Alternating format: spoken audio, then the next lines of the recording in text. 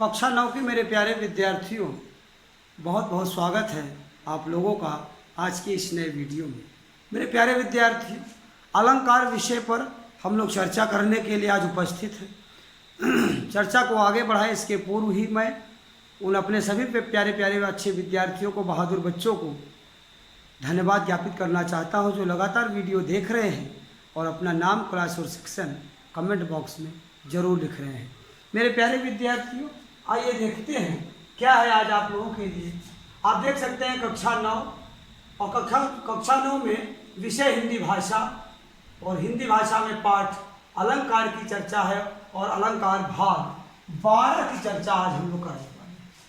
मेरे प्यारे विद्यार्थियों, ये कोई सामान्य बात नहीं, एक बड़ी बात है कि एक विषय पर, एक टॉपिक पर, एक अध्याय पर हम लोग 12 वीडियो बना रहे हैं और आपका ये प्यार और साथ अगर इसी तरह से मुझे मिलता रहा तो मेरे प्यारे विद्यार्थियों, मैं हर पाठ को अच्छा से अच्छा आपके सामने व्याख्यायित करूंगा, आपको समझ में आएगा और आप एक दिन देखेंगे मेरे कक्षा 9 के प्यारे विद्यार्थी कि होल सिलेबस आपकी मुट्ठी में होगा। मेरे प्यारे विद्यार्थी, बस आप नोट्स बनाते रहिए, लगातार अपने नोट कॉपी को बनाते रहिए और आगे देखते हैं हम लोग परिश्रम करते रहेंगे। प्यारे विद्यार्थियों, देखिए आज हम आपको बताएंगे भाग 12 में है। सबसे पहले तो भाग 12 में कुछ अलंकारों के अंतर की बात की जाएगी। कुछ अलंकारों में क्या क्या अंतर है जो प्रमुख बार बार जो एग्जामिनेशन या परीक्षाओं में पूछे जाते हैं या बच्चों को भ्रमित करते हैं, बच्चों को परेशान करने वाले जो अंतर हैं अलंकारों के, उस पर चर्चा हम करेंगे। उसके बाद ध्यान देने योग्य महत्वपूर्ण बातें जो अलंकार, पूरे अलंकार पाठ में है, उस पर भी हम अपनी चर्चा करेंगे। आइए देखते हैं, हम लोग यहाँ से शुरू करते हैं। क्या है प्रमुख अलंकारों में अंतर। हेडिंग हमारी बनती है कि प्रमुख अलंकारों में अंतर, ये हमारी हेडिंग बन रही है, प्रमुख अलंकारों में अंतर। अब नंबर 1 की बात करते हैं, जो नंबर 1 कौन से अलंकार में अंतर करना है। आप यहाँ पर कह सकते हैं यमक और श्लेष। पहला जो है यमक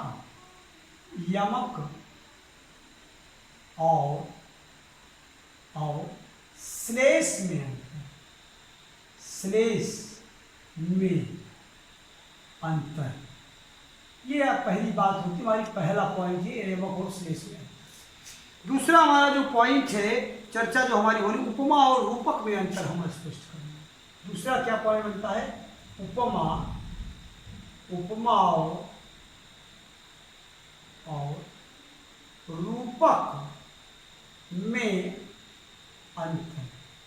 प्यारे विद्यार्थी, ये हमारा उपमा और रूपक में भी अंतर हम स्पष्ट करेंगे। हमारा जो तीसरा पॉइंट बनता है, वो तीसरा पॉइंट आप देख सकते हैं उपमा और उत्प्रेक्षा में क्या कर रहे हैं। तीसरा पॉइंट हमारा कह रहा है उपमा और उत्प्रेक्षा में अंतर, ये हमारा तीसरा पॉइंट, उपमा और उत्प्रेक्षा में अंतर। प्यारे विद्यार्थियों, अब अगर हम बात आपसे सबसे पहले करें यमक और श्लेष की, आपको याद होगा कि वह शब्द पुनि पुनि रहे अर्थ और ही और, सो यम का अलंकार है कहत सुखम सिरमौर। कवियों का ये कहना है कि वही शब्द फिर आए, बार बार वही शब्द आए, लेकिन सभी बार उन शब्दों का अर्थ क्या हो जाए, डिफरेंट हो जाए, अलग हो जाए। तो यमक अलंकार होता है काव्य में, शब्द वही है बार बार, कनक कनक ते सौगुनी मादकता आदि, क्या वहाँ पाए बौराए जग यहाँ खाए बौराए। तो यहाँ क्या है, कनक कनक शब्द बार बार है, लेकिन कनक शब्द का अर्थ अलग होना चाहिए, ये होता है यमक अलंकार। श्लेष की बात क्या करते हैं, श्लेष एक ही शब्द है, एक ही शब्द के कई अर्थ होते हो, तो वहां पर श्लेष होता। पानी ही ते हिम भया, हिम हो गया बिलाय पानी ते पानी, तो क्या रही मैंने पानी राखिए बिन पानी सब सुन पानी गए ऊपर मोती मानस छून। क्या कह रहा है कि सुवर्ण को खोजत फिरत कब व्यभिचारी चोर, सुवर्ण को खोजत फिरत कब व्यभिचारी चोर। तो सुवर्ण शब्द में क्या है, सुवर्ण शब्द के 3 अर्थ होते हैं, सुंदर वर्ण, सुंदर शरीर, सुंदर शब्द। कभी व्यभिचारी चोर, कभी ढूंढ रहा है सुंदर शब्दों को ढूंढ रहा है, व्यभिचारी जो है सुंदर काया ढूंढ रहा है, शरीर ढूंढ रहा है, चोर क्या कर रहा है, सुवर्ण सुंदर सोना धन ढूंढ रहा है। तो ये बात है धन संपत्ति। तो सुवर्ण शब्द के अर्थ। इस तरह से यमक और श्लेष के अंतर हम आप समझ सकते हैं। देख सकते हैं यहाँ क्या कहते हैं कि यमक अलंकार में एक शब्द के अनेक बार प्रयुक्त होता है और हर बार उसका अर्थ क्या होता है अलग, लेकिन श्लेष में एक ही शब्द एक ही बार प्रयुक्त होता है लेकिन उसके अर्थ कई निकलते हैं। उदाहरण यहाँ देख सकते हैं, क्या कह रहे हैं कि सौ कनक कनक ते सौ गुनी, कनक कनक ते सौ गुनी माँ जगता अधिकाय, वह खाए बौराय जग या पाए बौराय। यहाँ कनक शब्द 2 बार आया है और दोनों बार अलग अलग अर्थ है। और यहाँ कहे रही मैंने पानी डाकिए, फिर पानी सब सुन पानी घेरे उगरे मोती मानस। पानी का अर्थ मोती भी है, मानुष मनुष्य भी है और चूना भी है। 3 बार पानी का अर्थ आया है। ध्यान देंगे यहाँ हम उदाहरण के माध्यम से समझते हैं। क्या कह रहे हैं, कनक कनक ते 100 गुनी, ये मादकता दकता अधिकाय अधिकाय वा पाए बौराय जग या खाए।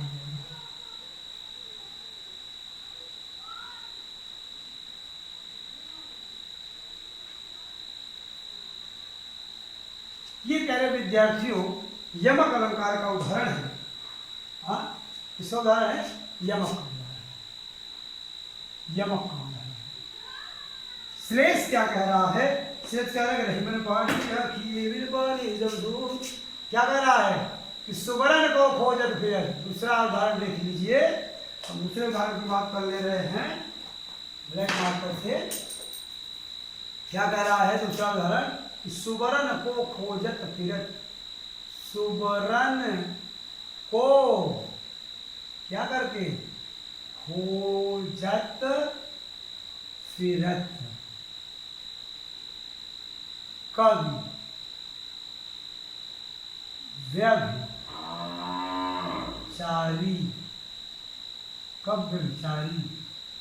चोर। ये जो एग्जाम्पल है ये किसका एग्जाम्पल है, ये श्लेष का एग्जाम्पल है। यमक के बाद ये श्लेष, इसका श्लेष। मेरे प्यारे विद्यार्थियों ये श्लेष का उदाहरण है। दोनों को फिर से एक बार आप समझने की कोशिश करिए, हम आपको और अच्छे समझाते हैं। हमने कहा यमक अलंकार, यमक में क्या होता है, वह शब्द पुनः रहे अर्थ और ही। और कनक कनक शब्द 2 बार आया है। क्या करेंगे आप, एक बार का कनक, पहले कनक का अर्थ क्या है, वाह पाए बौराए जग। पहला कनक क्या है, धन संपत्ति है, पा जाता है आदमी, जरूरत से ज्यादा हो जाता है तो पागल सा हो जाता है। दूसरा कह रहा है कि या खाए बौराए, दूसरे कनक का अर्थ है ढबूरा, खा लेता है आदमी, पागल हो जाता है, मादकता 100 गुना नशा हो जाता है। फिर कह रहे सुवर्ण को खोज फिर कब व्यभिचारी चोर। ये जो सुवर्ण शब्द है कब भी खोज रहा है सुंदर शब्दों को, व्यभिचारी माने दुराचारी खोज रहा है सुंदर शरीर को, और चोर खोज रहा है सुवर्ण माने सोने को। तो सुवर्ण को खोज फिर कब व्यभिचारी चोर। इसी सुवर्ण शब्द का कितना अर्थ आया, 3 अर्थ। इस 3 अर्थ होने के कारण यहाँ पर श्लेष अलंकार हो जाता है। मेरे प्यारे विद्यार्थियों आगे की बात हम करें, आप देख सकते हैं हमारी जो आगे की चर्चा है वो चर्चा क्या कहती है कि उपमा और रूपक की अंतर स्पष्ट करना है। उपमा कहता है मुख चंद्रमा के समान सुंदर है। उपमा कह रहा है, क्या कह रहा है कि मुख चंद्रमा के समान सुंदर है। ये है, ये कौन कह रहा है, ये उपमा कह रहा है। रूपक क्या कह रहा है, रूपक कह रहा है, देखिए यहाँ पर मुख चंद्रमा, मुखी पायो जी मैंने राम रतन धन पायो। मैं तो क्या कहता है रूपक में, रूपक में कह रहा है कि मैं तो चंद्र खिलौना लय हूं।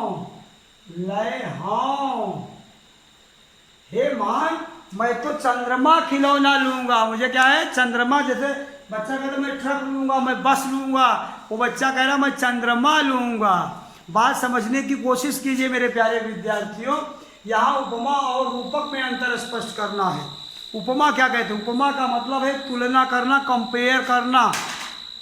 कंपेयर कर रहे एक दूसरे से, तुलना। उपमेय और उपमान की बात यहाँ आती है। उपमेय में उपमान को समाहित देखते हैं, तो यहाँ पर उपमा करते हैं as, like that, like that. हाँ, face is like that moon, मुख जो है चंद्रमा के समान है, के समान, इक्वल है, किसके इक्वल है? चंद्रमा के इक्वल है। कौन? मुख।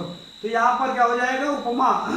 लेकिन रूपक क्या कह रहा है? रूपक कह रहा है मैं तो चंद्र खिलौना ले हूँ। तो चंद्र खिलौना, माँ मैं चंद्र खिलौना लूंगी। मैं क्या, कौन सा खिलौना? चंद्र लूंगी, चंद्रमा लूंगी। क्या खिलौना? चंद्रमा जैसा खिलौना नहीं कह रहा, चंद्र खिलौना कह रहा है लूंगी। रूपक में एक बात और होती है पहचानने की बात, कि चंद्र और खिलौना के बीच में योजक का चिन्ह रहता है। ये रूपक की एक पहचान है। और यहाँ सम, समान, सुंदर, के सम, के सा, इस तरह से उपमा में आप इन शब्दों को आप देख सकते हैं। यहाँ पर उपमा के शब्द आते हैं। हाँ, और आगे अब देखिए यहाँ फंसता है मामला। उपमा और उत्प्रेक्षा में जो अंतर आता है, आप बेटा अपने पाठ्य पुस्तक में यहाँ देख सकते हो कि उपमा में उपमेय और उपमान में समानता दिखाई दी, जबकि उत्प्रेक्षा में उपमेय में उपमान की संभावना की कल्पना होती है। मुख मानो चंद्रमा है, क्या है? जन जानो मन मानो, जनो मनो जन मन, ये है उत्प्रेक्षा। क्या कह रहा है यहाँ देखिए? उत्प्रेक्षा कहता है कि जन जानहु, जन जानहु, मन मनहु, मनहु, जनहु, जन जानहु, मन मनहु, मानहु, जानहु, मानहु में होता है। और यहाँ उपमा में क्या होता है? सा, सी, सम, के, सा, जैसा, ये इसके वाचक शब्द है। ये वाचक शब्द है उपमा के, और ये वाचक शब्द है उत्प्रेक्षा के। तो उपमा और उत्प्रेक्षा में अंतर जानना बहुत ही सरल है, बहुत ही ईजी है। आप इसे ऐसे जान सकते हैं। इन वाचक शब्दों को ही आप खोजिए। कहाँ पर खोजना है आपको?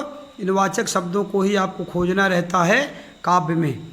तो काव्य में आप इन वाचक शब्दों को खोजेंगे तो आपको ये मिल जाएंगे। अगर ये वाचक शब्द आपके आ जा रहे हैं, कहाँ पर आ जा रहे हैं? आपके काव्य पंक्ति में आ जा रहे हैं, तो आप इन्हीं वाचक शब्दों को ही क्या कर लेंगे? इन्हीं से पहचान लेंगे कि ये क्या है। अब हम थोड़ी सी विशेष बातें करेंगे यहाँ पर। किसकी? विशेष बातें अलंकार के संबंध में, जो आपको जरूर जानना चाहिए। ये विशेष कुछ बातें हम आपसे करें। पहला पॉइंट क्या कहता है? अलंकार के संबंध में आपको ये बात जानते रहना चाहिए। क्या जानते रहना चाहिए? कि अलंकार काव्य के सौंदर्य में अभिवृद्धि करते हैं। हाँ, काव्य के, हाँ, काव्य का सौंदर्य अलंकार बढ़ा देते हैं। क्या कर देते हैं? बढ़ा देते हैं। ये है पहला पॉइंट। दूसरा पॉइंट क्या कह रहे हैं? फर्स्ट पॉइंट है। सेकेंड पॉइंट क्या कह रहा है? कि अलंकार के दो कौन कौन से? शब्दालंकार तथा अर्थालंकार, दो भेद हैं। ये है प्यारे विद्यार्थियों। एक और नेक्स्ट पॉइंट अगर जो इंपॉर्टेंट आपको दिखे वो क्या है? वर्गों की आवृत्ति, अनुप्रास। तो क्या होता है? अनुप्रास की पहचान बता रहे हैं कि वर्णों की आवृत्ति होने पर अनुप्रास अलंकार होता है। यहाँ पर हम लोगों ने किसकी चर्चा किया? यमक की चर्चा किया, श्लेष की चर्चा किया, उपमा की चर्चा किया, रूपक की चर्चा किया, उत्प्रेक्षा की चर्चा किया। आप देख सकते हैं यमक की चर्चा हुई, श्लेष की चर्चा हुई, उपमा की चर्चा हुई, रूपक की चर्चा हुई और उत्प्रेक्षा की चर्चा। इतने सारे अलंकारों के साथ साथ यहाँ पर हम लोगों ने ये बीच में आकर इसमें इंपॉर्टेंट पॉइंट में हम लोगों ने अनुप्रास की भी चर्चा कर ली। तो एक तरह से फिर से हम लोगों ने 1, 2, 3, 4, 5 और 6 ये 6 अलंकारों की चर्चा हम लोगों ने फिर से कर लिया। हाँ, तो यमक के बारे में हो गया, जहाँ एक शब्द एक ही बार प्रयुक्त हो अर्थ वाले को वहाँ पर श्लेष होता है। अत्यंत सादृश्य के कारण एक ही वस्तु या प्राणी की तुलना दूसरी प्रसिद्ध वस्तु प्राणी से करने पर उपमा होता है। जहाँ अत्यंत समानता के में उपमान का आरोप कर अभेद कर दिया जाए वहाँ रूपक होता है। फिर कह रहे हैं उपमेय में उपमान की संभावना जो है वो उत्प्रेक्षा अलंकार कहलाती है। उपमेय में उपमान की संभावना अगर है तो, और आगे कह रहे हैं जहाँ किसी वस्तु पदार्थ कथन को बढ़ा चढ़ा कर प्रस्तुत किया जाए अतिशयोक्ति होता है। और सबसे इंपॉर्टेंट पॉइंट अतिशयोक्ति के अलावा यहाँ बनता है क्या, मानवीकरण की बात चौथे पॉइंट में हम लोग कर रहे हैं। पॉइंट नंबर 4 हमारा क्या कहता है, आइए हम उसकी बात समझने की कोशिश करते हैं। पॉइंट नंबर 4 हमारा बेटा क्या कह रहा है, पॉइंट नंबर 4 कह रहा है जहां जड़ पर चेतन का आरोप हो। क्या कह रहे हैं, जहां जड़ पर चेतन का आरोप हो वहाँ मानवीय करण अलंकार होता है। अलंकार होता है। मेरे प्यारे विद्यार्थियों, ये आपके लिए ये 4 इंपॉर्टेंट पॉइंट, ये आपके कम से कम 6 अलंकार और ये आपके शब्द में अंतर, इन सबको हमने बताने की कोशिश किया। एक इम्पॉर्टेंट बात और बनती है क्या, होमवर्क के संबंध में आपका मैं यहाँ पर लिख देना चाहता हूँ कि अलंकार से संबंधित सभी पाठ्य सामग्री अर्थात 12 भाग को पुनः